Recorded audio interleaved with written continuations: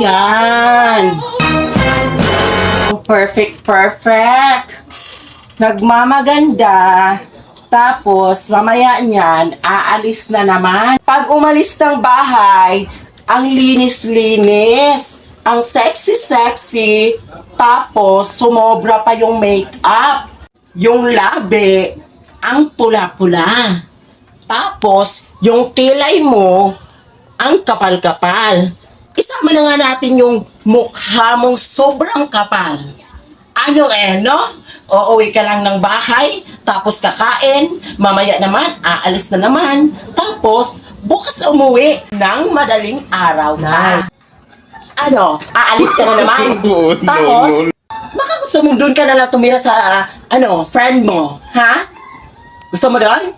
Sige. Sige. Ayaw niyo pumayag. Baka hindi niyo alam na alam ko na may relasyon kayo ng kapitbahay natin. Relasyon? Anong relasyon sinasabi mo dyan? Yes! Relasyon! Kabet, kereda, mestres, #2. Sige na. Sige na. Papayag na ako. Kahit next week ka pang umuwi. Okay? Baka gusto mo ng pera. May pera ka ba dyan? Sige. Eto. 5K ang laman nito, anak. O kahit ubusin mo na.